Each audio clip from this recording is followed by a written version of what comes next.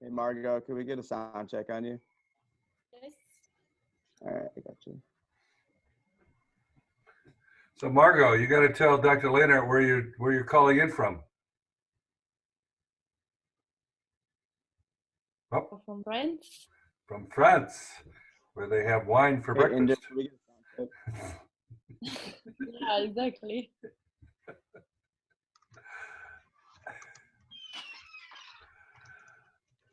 We established that last time, right, Margot? And apparently you have to be, what did you say, 8 years old in order to drink wine over there? Wait, 8? At least. That's what you said in French, right? Or was it 18? I can't remember. I don't know at all. No, 18. Oh, 18. Those words in French are so similar to each other. I always get my friends. All right, yeah, I got you. Cool. Well, it's just about time. We'll give another minute or two for anybody. Stephen, did anybody text you with problems coming in today? Or Not yet, no. Okay, good. All right. I'm going to share out my screen and get ready for the class.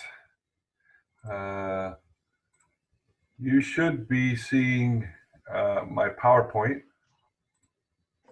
and it's cleverly named Friday, March 25th. If you don't see that, then you should let me know.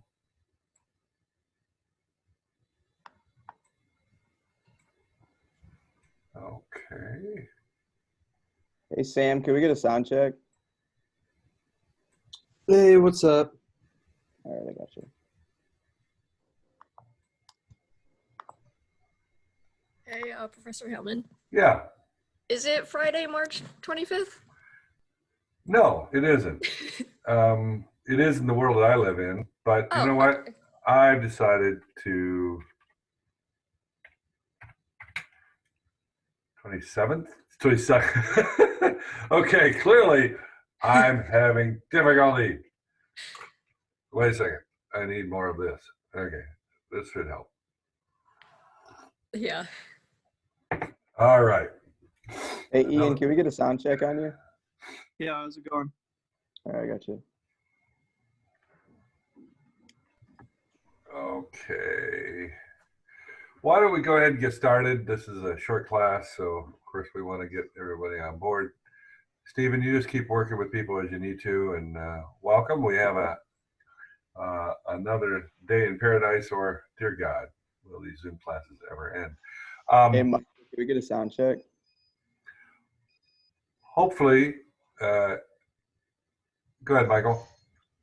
What? Yes. Hello. Yeah, there we go. Hello, doggy. You may have noticed or not, I don't know if you can, how good the camera is here. I'm out of my office in Rockford, and I'm up at my house just outside Big Rapids, if anybody knows where Big Rapids is. Anybody have any friends going to Ferris? Yeah, a couple. So you visited up here, Brianna? Have you been to Big Rapids? You haven't missed a damn thing, so don't worry about it. Okay. So yeah, we are up here. I actually, I'm out in the middle of the woods, and I have a beautiful view of the lake, but what I don't have is high-speed internet. So Zoom has been particularly good at adapting for lower speeds. I'm running on something like less than 5 meg, maybe 7 meg. And yet we can still have, I don't know, what do I got? 23 pictures of you up here. So I'm pretty impressed with the technology. Hey, In any Johnson, case, can you hear us? Yeah, I'm good. in any case, yep, no problem. And in any case, if I do get staticky or break up, Stephen is there to save the day. Stephen, the first thing you should do is tell me that my audio is bad, and I will shut off video, and then you can just hear me. And if that's worst comes to worst, we'll just give Stephen a field promotion to full professor right over the head of everybody else in the department, and he can run the rest of the class. Okay, Stephen, you good with that? Okay, good. Glad you're on board. All right, great. All right. Oh, there we go. See, internet connection is unstable. That's what's happening. So I think you've seen this one before. Did I show this corny meme to you? Okay, not so funny. All right, sorry. How about this one?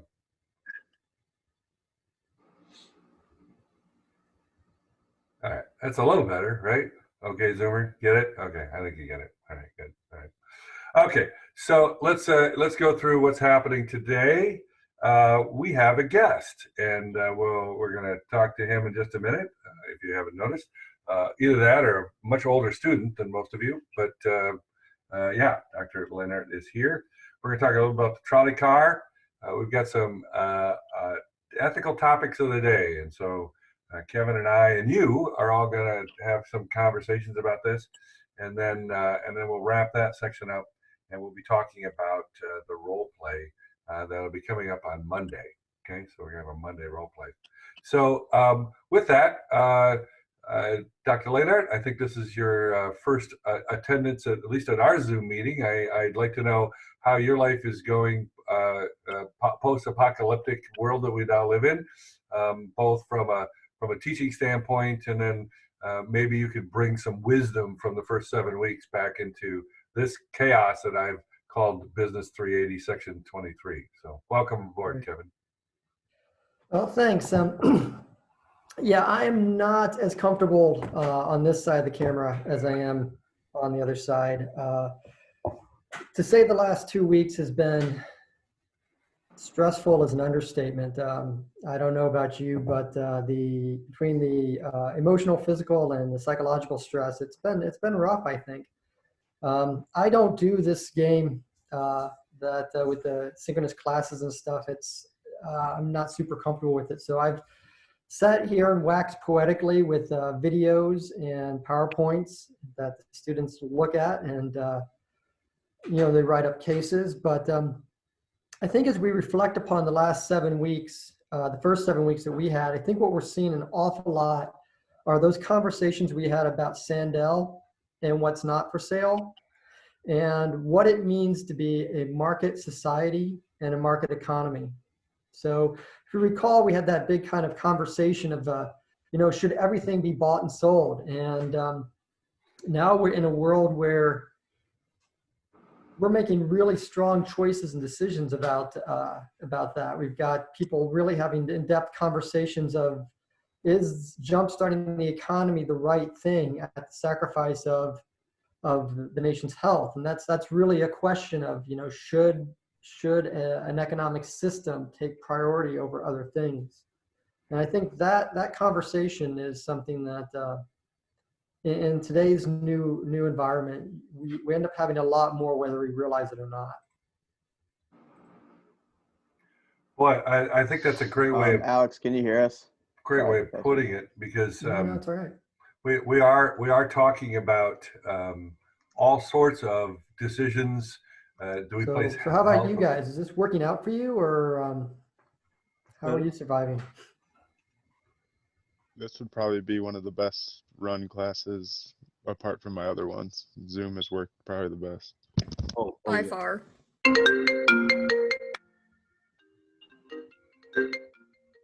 That's good. All right, somebody's got to mute. I think it's you, Jonathan. I am trying to cancel the phone call. Okay. Well, the technology isn't perfect by a long shot, but one of the things Kevin and I were talking about here a little while ago, before the class started, is what does the future look like, and what's it look like in education? And one of the things is the need for us as humans, as social animals, to be in a social situation, social setting. And I agree with Kevin. I think that we're still going to have a lot of face-to-face meetings. We have not, and nor will we in the next 50 years, be able to recreate what it means to be in the presence of someone else. Not just hearing them, but sensing them, and we have emotional intelligence, and we can pick up on their body language. But clearly, what we've demonstrated here with Zoom, and perhaps you are with others, is that we can mimic that as maybe a poor replacement, but if it's our only available replacement, it's better than none, and that is to have this. I'm getting some feedback that maybe my audio is choppy. Stephen, can you let me know if that's the case or not? Are you able to hear me? For me, it's not personally. Okay, I'm relying on you, so that's fine. All right, so let's go ahead and let's show Dr. Lehnert how we can do conversations in this world. Let's try anyway. If you can't tell on your screen, it's meant to be a little blurry because that is in fact a runaway trolley car, as you're very familiar with it. That's what we talked about on Wednesday. So the question is, just sort of a broad open question right now. What, if anything, do you remember about our conversation? What stuck with you? Did you tell anybody about the trolley car problem? Nope. Yeah, now it's choppy. Okay, I'm going to turn off my video, but the question still remains, which is, what, if anything, do you remember about the conversations with the trolley car?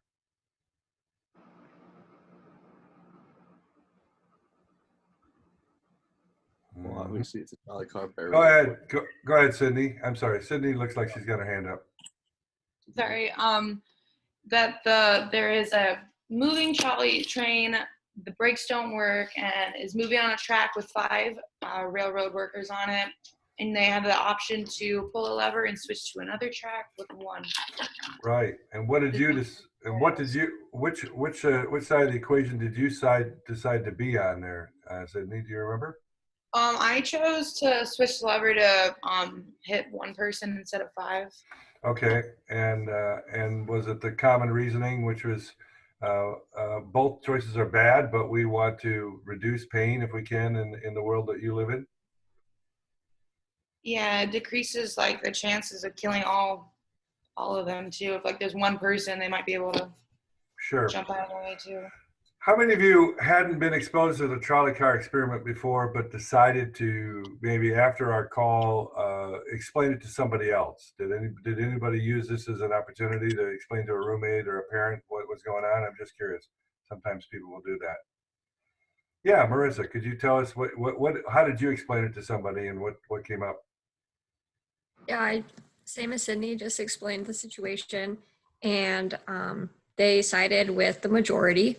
that it's less pain, so why not? But then of course when I did the 1 step further of the fat man on the bridge, then it's hard to tell now because it's a little different. Well, good. That's a great segue, Marissa. In fact, there might have been somebody, and usually there's a vast majority of people that will kill the 1 and save the 5. But there probably, and I didn't recall, was there anybody that says no? It's not even appropriate. I don't want to take the position of God in this world, and I want to. I'm just going to let the trolley car run. Who without the fat man involved? Who decided to let the trolley car go straight through? Did anybody do that in this course? Okay, Inder and Matthew. Inder, talk to us a little bit about your reasoning again, just to bring us all back up to speed with why did you do that? It was kind of like the last time. It's just like I'm making a conscious decision, like myself, like I'm choosing to kill someone. Whereas if it's bullying, it's like I don't have much of a choice. Right. And Matt, go ahead. Sorry. No, that's all. Matt, you said the same thing? Got you on mute, Matt. Can't hear you. I said I didn't want to be legally obligated to take a fall for that, so just let the train go where it was supposed to go. That's right. Okay, yours was a legalistic argument, and Inder was one of kind of higher power. Now, when we got to the fat man, and Sandel was talking about pushing the fat man over, I'd forgotten. Did anybody agree that that's what we should do? Sacrifice that 1? I've forgotten that. Usually not, but I'm just curious. I've forgotten about this class. Yeah, Brianna, what was your problem with pushing the fat man? Because I think originally you were okay with killing the 1, but you weren't willing to sacrifice Mr. Chubby to save the 5. Why is that?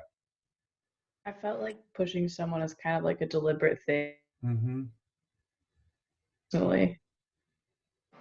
All right. Well, that's pretty much what everybody had felt, and so what we really what Sandel is doing in that particular world is dealing with the idea of what we call consequentialist versus categorical thinking. He's trying to put us into a position where we're beginning to say sometimes it makes sense to choose the decision that has the least amount of pain. The right choice, the moral choice, is the one that generates the least amount of pain. And in that case, when we have the track situation, most of us reason that, much like Sid, that killing one is far better than killing five. But then there were certain circumstances. Remember the fat man on the bridge. Remember the man who is in for a physical. We weren't going to harvest his organs in order to save the five. There was something just categorically wrong about doing that. We couldn't sometimes even put our finger on it necessarily, but it was wrong to sacrifice somebody else so that others. Yeah, Inder, go ahead. What have you got? I just wanted to bring this up. When you previously mentioned you saw the trolley problem, I actually did mention, Sai mentioned in one, like, on social media somewhere, they're talking about how the doctors in Spain and Italy are literally facing this problem by having to choose, because they don't have enough ventilators for everyone. Wow. So they're having to choose which basically who they're going to save. And a lot of the doctors, they say, like, they're not the right people. It's called medical triage. So they have to do it because there's so many people that are sick. So Michael, how do they make their decisions? How do people reason through that as they are in Well, Spain? they look at people that are more likely to survive and they'll treat them compared to people. Well, like people that are more likely to easily to survive without treatment, they'll have them self-quarantine. And then there's people that are probably just, even with treatment, going to die. They aren't going to help them. They'll help the people that are in the middle to save hospital space. Right. And if you were one of those doctors, my guess is they are struggling, whether it's obvious or not, with those kinds of decisions, who lives and who dies. And they probably try to, my guess is they probably have a point system. They maybe go through those various things and have that kind of conversation. Looks like our new student, our guest today raised his hand, so I think he's got something to say. Dr. Lehnert? Well, I think the question also is why is it different? Why is pushing the agent different? It's the same number. And I think it's because utilitarianism fundamentally takes away the things that we grant intrinsic value. The utilitarianism pushes the fat man, they pull the trigger, they kill the dictator. If this was Hitler, it's no problem. They completely take away that personal aspect. And I think that's really important because naturally as humans, we take a utilitarian framework. Triage looks at this and tries to take that utilitarian framework. But the reality of it is the choices you're making are choices that impact human beings. And that's why pushing the fat man is so hard, because that is a human being versus pulling the lever, which creates an abstract relationship. We see this in modern military combat where we're no longer engaged in face-to-face combat because that abstraction makes it easier to engage in combat. Flying drones is easier to be the pilot in the airplane is easier than to be the infantry person. So when you look at the trolley problem, we see a lot of things. Inder brought it up, but we see a lot in the current political conversation we're having. Are we really looking at the human face of our consequences? And that's really where, the trolley problem falls apart. Because even utilitarians would take a real close look and go, wait a minute. If that person we're pushing over, right? If I'm pushing Dr. Fauci onto the tracks, maybe I'm not going to make that push because he's in a position of power to make great good. And that's very important when we look at this consequential versus categorical thinking is the long-term human impact as well. And that's why it gets to be so hard when you switch that condition. Right. Thank you. Thank you for sharing that. All right, so I'm just going to move on, and I wanted to use something that I'm actually using for another class, but the conversation is so rich that I just wanted to go in there. They are I guess demographically equivalent to this group of 25 that we have, and these are my classes from 340 and 438. We use a package called PackBack. To rather than the discussion thread that's available in Blackboard, which I've had less success with, we use this. They create little avatars of themselves, and then they pose questions of each other, and they have to do a discussion thread. But what I wanted to do is actually go into a couple of these because they were so topical, given what we're talking about, both in the world that we're faced with today, but also topical in the sense of what you folks are ready to face. Remind me again, I think quite a few of you, how many of you are seniors or senior plus and getting ready for graduation here pretty quick? Yeah, that's what I thought, a pretty good majority. And the rest of you, unless you fail out of my class and every subsequent one, you will be graduating someday, we hope. And I think I can see by the grades in this class, you're doing well. So we're going to assume that you're going to get out of here someday. So you're going to be faced with some of the questions that these people are faced with, which is, how do I resolve my own personal ethics with maybe something else? So I'm gonna switch gears here just a little bit. And technology being what it is, we hope that it works the way I hope it does. And I'm going to bring up this is the live PackBack screens that I'm using right now. Assuming I have internet connectivity, which doesn't appear to be working, of course. This would be the day that it doesn't work. Let's see here. All right, I think we're getting some work now. Okay.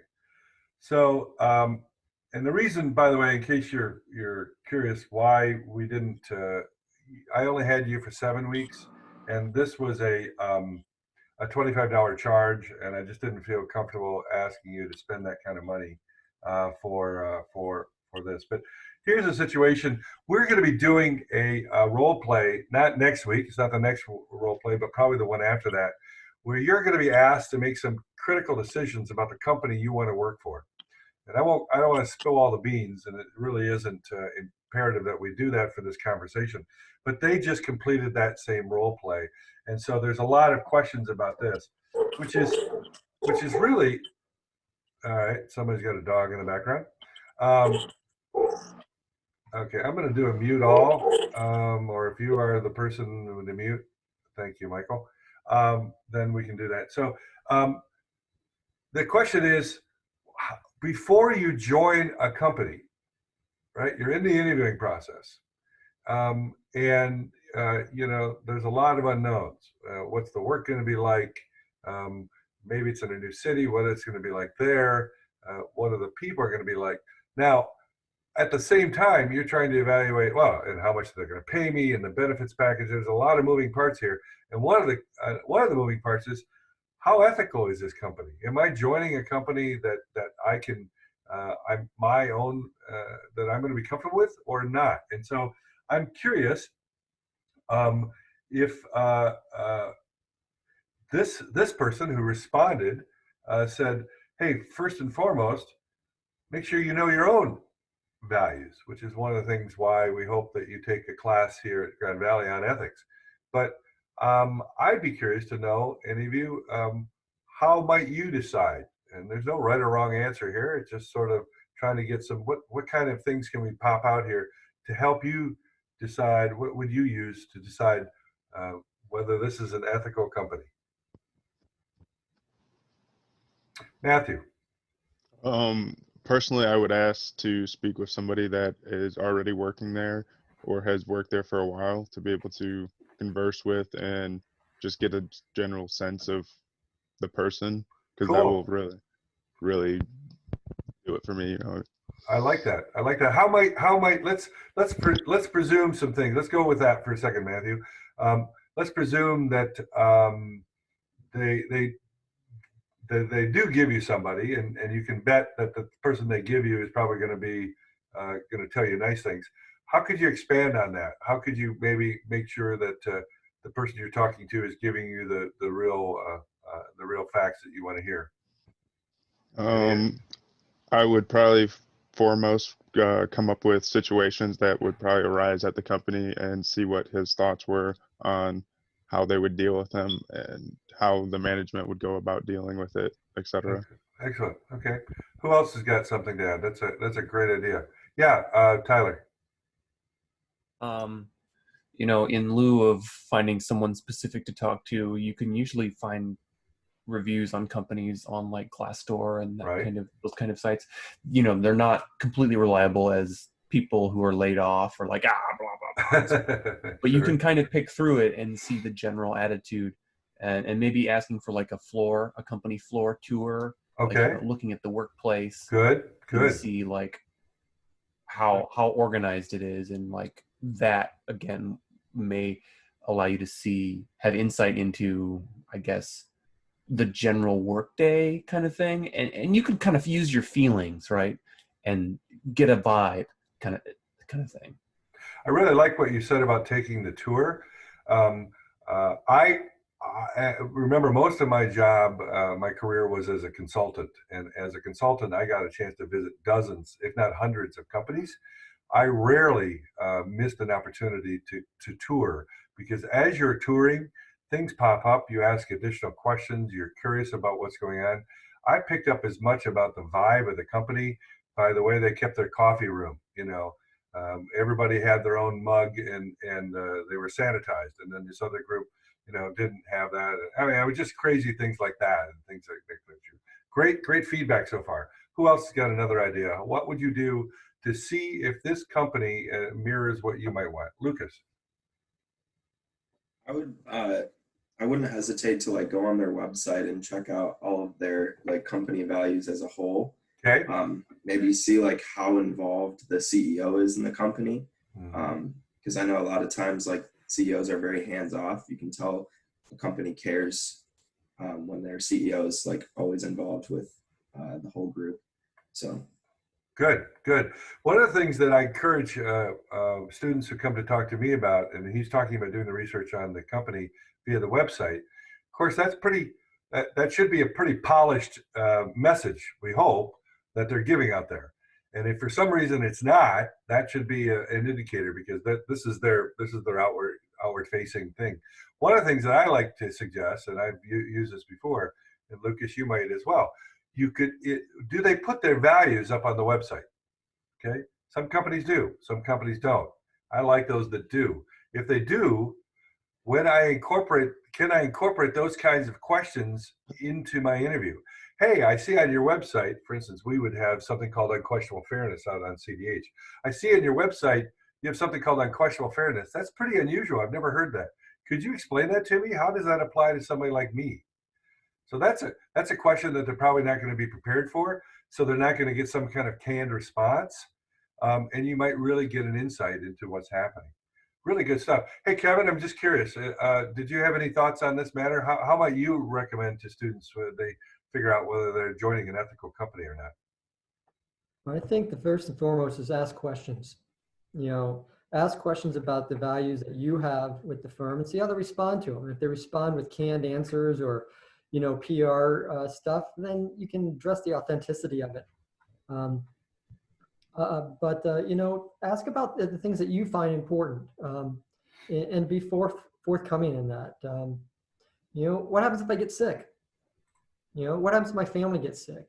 And if they say, oh, we support the family, but everyone has to pull together. Oh, okay, that's one response. Or no, you take time off, and here's how we've let people take time off. It doesn't hurt to say these things in the interview, I think, as long as you're not overbearing in them. How do you look at the world around you? How do you look at the environment? You know, these are general questions, that especially if you're taking a position with a firm that has an environmental footprint. And then be open and honest in your response. How many of you have already been on job interviews, obviously either for an internship or maybe for a full-time position? Brianna, did the idea of ethics come up at all, or was it? I mean, maybe we were just worried about the tasks that you were going to be completing. What were you thinking? I guess maybe like subconsciously, like when I was in the office, I just like felt really comfortable in the environment. So I knew that that was like an environment that I could see myself in for a decent amount of time. But I guess I didn't really like go in thinking like I need to apply like my ethics to this and see if my culture fits with theirs type of thing. Okay. Michaela, I saw you raise your hand. Similar response to her, and I guess I haven't interviewed for like a full-time job, so I feel like it'd be a different, more serious interview if it were something full-time rather than an internship. Yeah, internships by their nature, of course, are okay. I'm not signing up for the rest of my life here, so I can hold my nose and put up with most anything for a semester or a summer or what have you, and sometimes that's okay because we can learn what we don't like in a job as well, quite heavily through the course of an internship. I think that was the original point. They're sort of test driving you, and you're test driving them, and we go in with that assumption. But when you graduate and you're tired of internships and you're looking for a full-time position, the previous individual was answering. I've already pulled up another question. It's a little bit like going shopping on a hungry stomach or going shopping with a shopping list. Maybe that's not a great analogy, but if I know what I'm looking for, if I know what's important to me, earlier we've already talked about our own intrinsic and instrumental values. If those are sort of foremost on my list, I'm looking for evidence of that in this new organization, as opposed to, hey, I'm just looking for anything that can fill the paycheck. Pretty much you're going to get anything that can fill the paycheck. And this is probably a good segue. One of the challenges that you'll see in this role play, and it's really easy to do intellectually, it's hard to do emotionally when people start saying, hey, I'm asking you to do something that might make you a little uncomfortable. I'm gonna give you a hint. In the role play, there's some questions about dress code, okay? And so most of you are going, oh, dress code, sure, yeah, of course there's a dress code. Well, when does that dress code become overwrought? When is it starting to make me feel uncomfortable or not uncomfortable? And if they pay me more to overcome that, is that okay? And so I just, I've got this question here. It says, hey, she, in this particular thing, she ended up making, if you went into this, there was an opportunity to make more money when she had problems. And she eventually said, well, I'm not sure I really liked what I ended up doing. And then a person here, the next person down said, I would like to say yes, meaning, hey, at this point in my life, putting money in the bank and paying off the loans, I'm going to have to make a number of things lower priority. I'm curious as to if you thought about that at all, or is that something that's even on the radar for you as you begin to go, how much am I willing to accommodate things that I maybe don't want to do so much, but they're willing to pay me to do it? Anybody give any thought to that as they go forward? Yeah, Jonathan. So I'm an intern for a financial advisor. Okay. And there's like 20 some employees there. And like the relationship managers there probably get paid like $65,000 a year, but they have like all their credentials, and there's like a lot of work that goes into getting that job. But like if you go to a bigger company, like maybe like Northwestern Mutual or something, with those credentials, you could probably get paid a lot more money, probably about like 85,000. But the values of the company align really well with mine. And I would think that I would stay where I'm at rather than going somewhere else for 20,000 more. Okay, so through your internship, you're sort of seeing that play out in your life as it is. That's interesting. Who else might have a similar conversation towards that? Maybe you've even seen it in your internship. Michaela said, well, we put up with things, but does anybody else have an example they want to draw from? Margot. Maybe I would like to say yes also, and to see how it's going on, and if I really don't like the company and the mood, I can change job or apply for another one, just to see like the first month, and if it's really bad, change maybe. Okay. Okay. So you might be willing to put up with it for some short term to see how whether it's actually as bad as you think it is. Okay. Looks like I might have some audio problems again, so I'm gonna go on there. Kevin, do you have something to add? Yeah, I like both of those. See, the idea comes down, I think, to kind of your needs. You know, you talk about Maslow's hierarchy of needs, and as a young person entering into that first job, you know, you're looking at things like experience. You're looking at things like breaking through those barriers. As an older person, hands down, culture is first and foremost. I am at Grand Valley because I like Grand Valley, not because they pay me. I mean, they pay me a lot. Don't get me wrong, but not because they pay me more than somewhere else. And I think that's really the play that you're balancing is what are your values? And right now, as a young person, I think many of your values are survival. And then as you move forward, you're going to find that those values shift. What creates a strong culture of character is you keeping those things in mind and don't let monetary values overcome personal and social values. And that's the loaded thing behind that kind of question is, you know, we're assuming that you're making a choice between money and social goods. But what if you're not? You know, I mean, you got to eat, and I would dig a lot of ditches when it comes time to feed my family. So, yeah. Absolutely, and I make a point. Maybe I've made it in this class before. When I was your age, for me, it was all about the mighty dollar, and I needed to. I had this high need for achievement. I wanted a comfortable life, et cetera, all the intrinsic values that we talk about, or the instrumental values as well. But at some point in time, I realized I wasn't going to be Jeff Bezos. I wasn't going to die a billionaire. And that was okay because I decided to make some other choices. I had a family. I wanted to be with my daughters.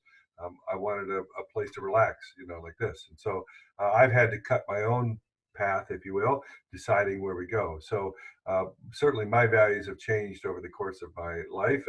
And even now, you know, I'm deciding to teach it because for some reason or another, that's important to me as opposed to maybe some other things.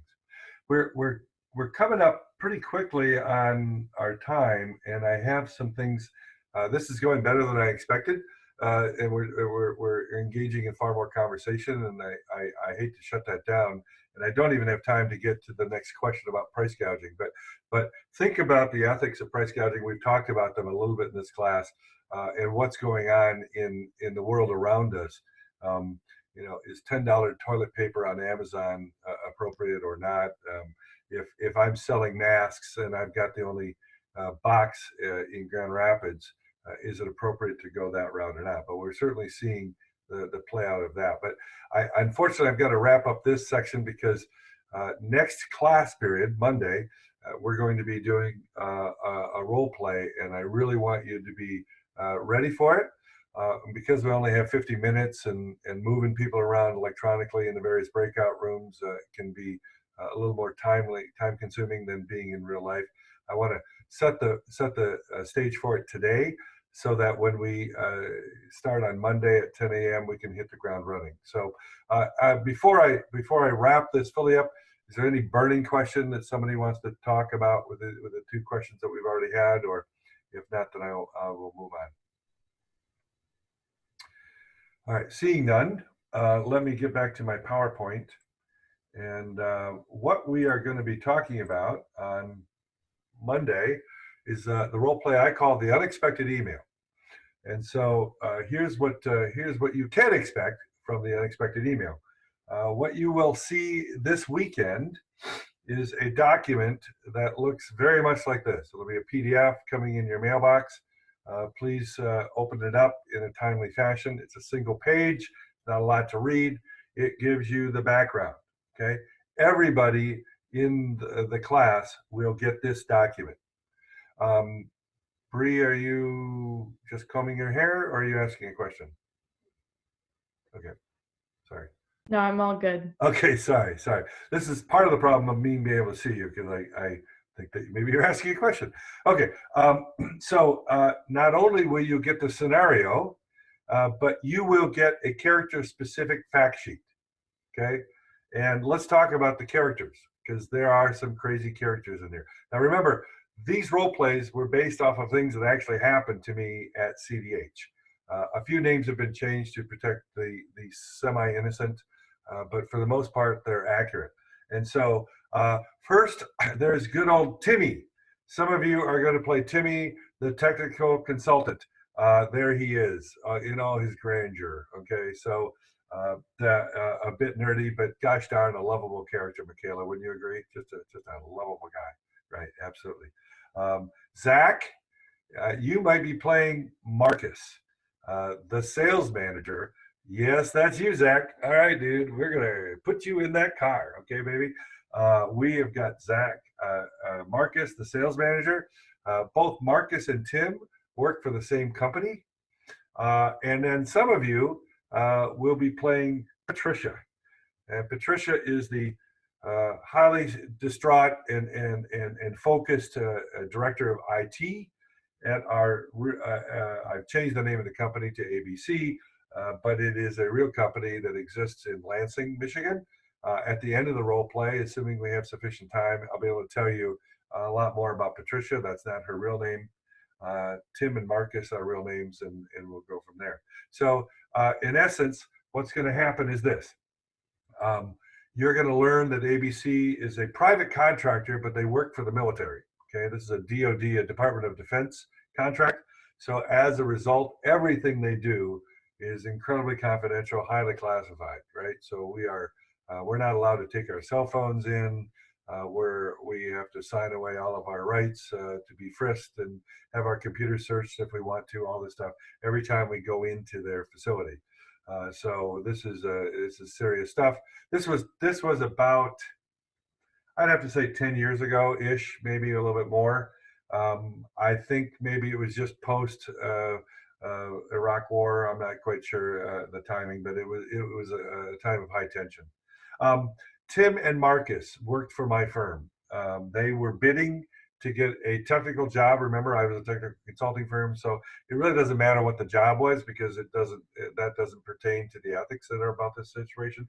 But they're trying to get a job from Patricia. Naturally, as a contractor, particularly for a semi-pseudo-government organization like ABC was working for the military, they work with something called RFPs or RFQs. Anybody in supply chain here and done any purchasing stuff? Just wondering. Yep. Yeah, Tyler, you can probably appreciate what an RFP looks like, and there are lots of documents with lots of specifications, all sorts of things like that. So they've already told us through their selection that the technical qualifications of the firm is going to be paramount. That's what they say. The price that we charge them, of course, is going to be very high, maybe number 2 right underneath their technical qualifications. How well we deliver, and of course, how do they know until we deliver? So they have to do some things like you have to judge the ethics of a company. They're trying to judge the quality of the company that we are and whether we can deliver better than our competitors. And finally, the last thing that they're going to balance here is how fast can we get this done? There has to be some time constraints here, and so the shorter the better. Can we promise to do it in a time frame that is different than our competitors, et cetera, like that. So the role play opens up as Tim and Marcus are ready to engage Patricia, who's coming over to your offices. Now, it turns out that Patricia is under lockdown. She's in quarantine. So are Tim and Marcus. So Tim and Marcus will be meeting virtually, as you will be, and then Patricia will pop into your virtual conference room, and you will have not a virtual conversation, you'll have a real conversation, but using Zoom as our way of doing this kinds of conversation. So that's what's going to happen. And so at the end of this, that was my wife walking by. Hello, wife. Oh, that's okay. So at the end of the role play, we will decide, or excuse me, we won't, but each group will decide, does Patricia want to work with CDH? And in large part, that is how well Tim and Marcus do their job. Now remember, this is not a technical class. This is not a class in negotiations. This is an ethics class. So clearly there's be some issues here that you're not aware of yet, that you will have to be dealing with as to how that comes about. What's the final price? You'll have some numbers in these fact sheets, and everybody's going to have a different kind of number, and you're going to have to work through what the final price is, how long and how fast, what's your speed of education, speed of execution, and how long will that happen? And did you have to agree to anything else? Did Patricia get what she needed? And remember, Patricia has competitive bids, so she can just go, you know what, I'm done with you. I've decided to use somebody else. So Tim and Marcus have some things at play. So I think, yep, that's it. So let me open up the lines to our callers, and see if there's any questions going into the weekend. I'm sure you're gonna, Marissa, it looks like you're already thinking through this problem. I can see that you're forming your points, but any questions associated with the role play or anything that's going on? Hopefully, once again, I need to know with a high degree of certainty if there's a chance you're going to be missing. If you're going to be missing, please tell me. And if you have to join us late, I need to know that as well. I'll put you into a different role. But any questions or any concerns going into the role play on Monday? Question for you. Yeah, man. So this is a defense contractor, correct? Correct. Mm-hmm. Is this like a government agency that Patricia's coming for, or is this a foreign agency? Like, no, she'll be a domestic agency. It's a private company, but their biggest customer, their customer, is the Department of Defense, and so they have to be under basically the same guidelines. The DoD has certain rules of engagement, and so really the whole point here, the ethics isn't around whether it's a government or not. It just has to deal with the fact that there's a lot of security associated with this particular conversation. Great question, though. Okay. Yeah. Jonathan, will you be going to the beach here when we're done here, just turning around and taking a dive in there, or not? Mentally, I might go to the beach for a little bit. Mentally, good. Okay, all right. Well,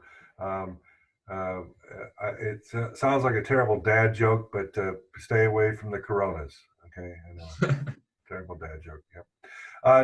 Dr. Lehnert, we are wrapping up here. We just have a minute or two. Is there anything further you'd like to maybe wish these people some goodwill or God's mercy in having to deal with me for the next 4 or 5 weeks? I wish you all of that.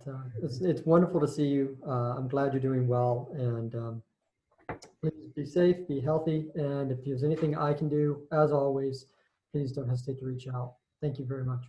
Great. All right, I'll hang around here. I don't have office hours today, but I'll hang around here after class if you have a question or two about how things are going. But yeah, we are dismissed, class. Did you hear the school bell? I think it just rang. I think you got to get going to your next class now. So, all right, everybody, have a great weekend. You as well. Oh, Sydney.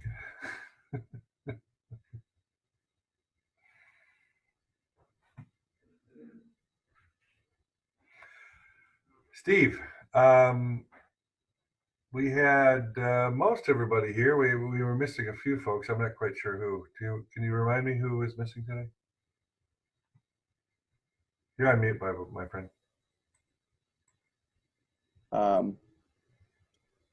It was Jacob Arnold, Cameron Cower, yep, Justine Crockett, right, and Danielle Tedros. Okay, great. 4 of them. Okay, if you would just mark that up that way, if you haven't already, and send it off to me, that would be terrific. And look, double check your extra credit bucket. I'll put 10 points in it here for your good work today. Okay, perfect. All right, thank you, Stephen. Have a great weekend. Yep, you too, Professor. Okay, bye-bye.